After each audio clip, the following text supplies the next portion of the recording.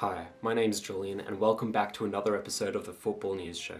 Now today will just have to be a really quick episode as I do have a lot of other work to get to, however there are some really interesting stories I just wanted to share with you all. Now Chelsea did win today in a 2-1 victory over West Ham.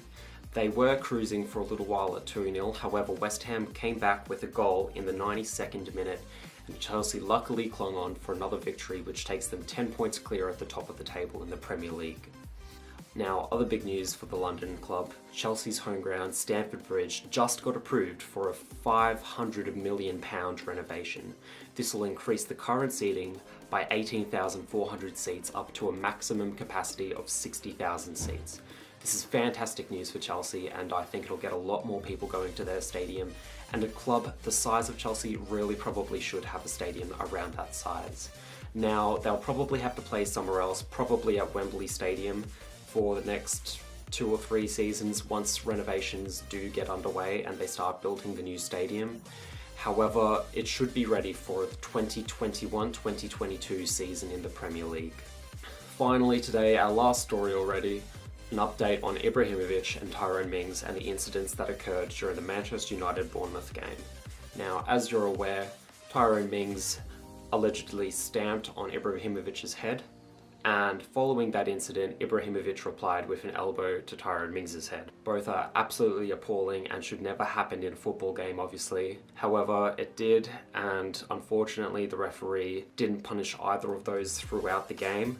So what this means is that the FA has had a look at them, and the FA is charging them with violent conduct. Now, in the case of Ibrahimovic, they've sanctioned him so far with a 3-game ban. It's unlikely that Manchester United will try and resist this. However, they do have a window to do so.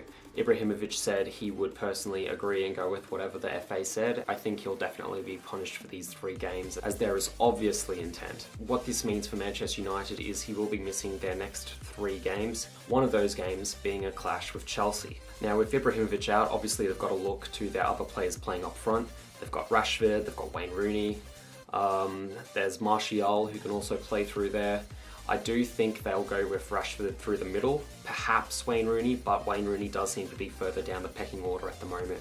And I would really be keen to see Rashford try and return to some of that form that he came into the squad with last season. Now the FA is going after Tyrone Mings as well. In a statement they've released, it looks like he might actually get a worse ban than Zlatan Ibrahimovic. Now what they've said so far in this direct quote is that furthermore the FA have submitted a claim that the standard punishment that would otherwise apply for the misconduct committed by the Bournemouth defender is clearly insufficient. Now I don't know what that means, I don't know how many games extra they'll be looking to give Tyrone Mings if he is found guilty. Now, neither of them have been found guilty at this stage, but I find it very unlikely that they won't both be found guilty for this. So really it's a matter of time, and personally, I do agree that Tyrone Mings probably does deserve a little bit longer than Zlatan Ibrahimovic for his retaliation on Tyrone Mings, but that is just my personal opinion. I'd love to know what you guys thought. Thank you so much for watching, guys, and I'll catch you really soon with another episode of the Football News Show.